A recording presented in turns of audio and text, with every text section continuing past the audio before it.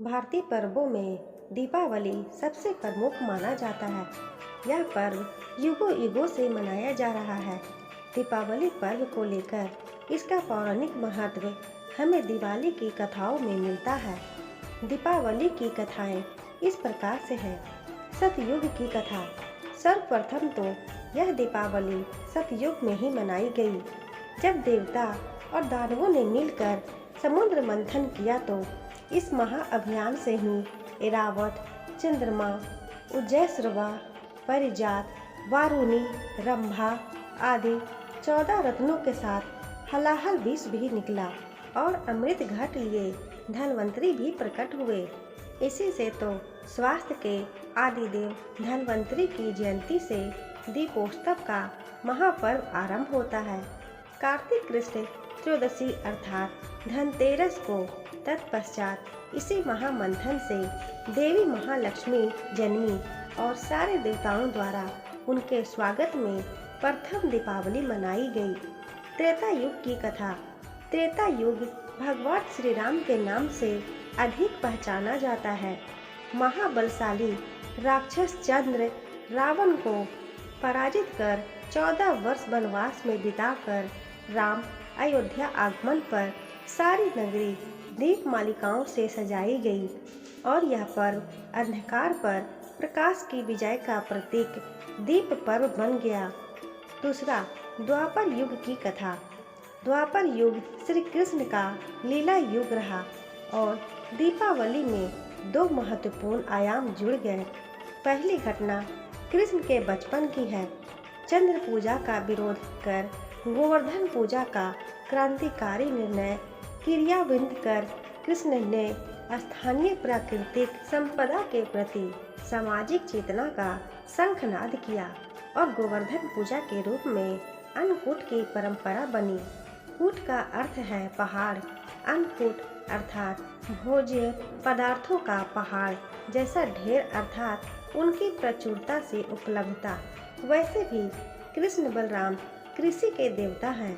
उनकी चलाई गई अन्नकूट परंपरा आज भी दीपावली उत्सव का अंग है। यह पर्व प्रायः दीपावली के दूसरे दिन प्रतिपदा को मनाया जाता है। द्वापर युग की कथा। दूसरी घटना कृष्ण के विवाहोपरांत की है। नरकासुर नामक राक्षस का वध एवं अपनी प्रिया सत्यभामा के लिए पारिजात वृक्ष लाने की घटना दीपोत्सव के दिन पूर्व अर्थात रूप चतुर्दशी से जुड़ी है। इसी से इसे नरक चतुर्दशी भी कहा जाता है। अमावस्या के तीसरे दिन भाई दूज को इन्हीं श्री कृष्ण ने अपनी बहन द्रौपदी के आमंत्रण पर भोजन करना स्वीकार किया और बहन ने भाई से पूछा, क्या बनाऊं, क्या जिमाऊं?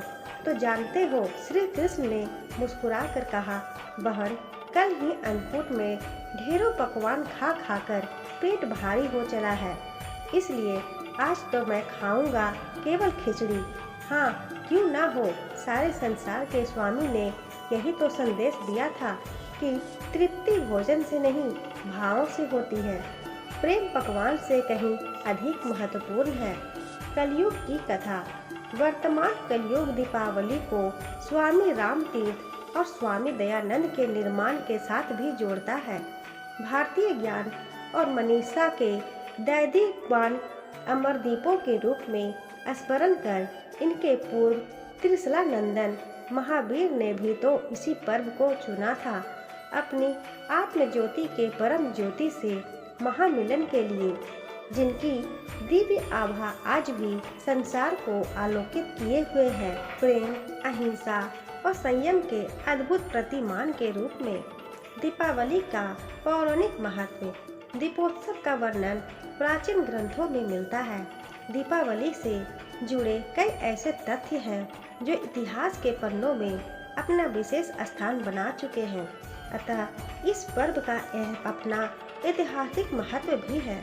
धर्म के दृष्टि से दीपावली के त्योहार का ऐतिहासिक महत्व है। भगवान श्री विष्णु ने 3 पग में तीनों लोकों को नापकर तथा राजा बलि की दानशीलता से प्रभावित होकर पाताल लोक दिया तथा आश्वासन दिया कि उनकी याद में भूलोकवासी प्रत्येक वर्ष दीपावली मनाएंगे।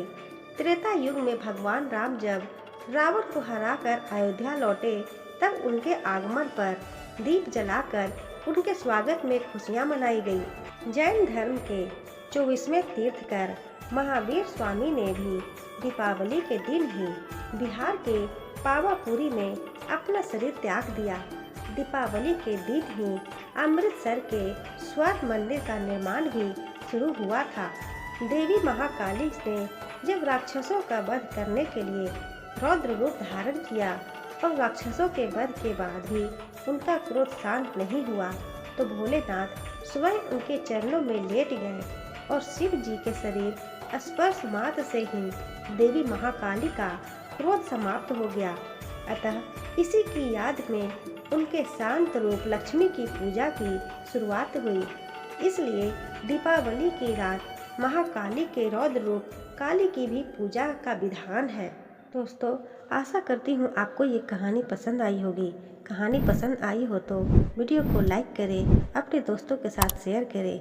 चैनल को अभी तक सब्सक्राइब नहीं किया हो तो इसी तरह की और कहानियाँ सुनने के लिए चैनल को सब्सक्राइब जरूर करें। धन्यवाद।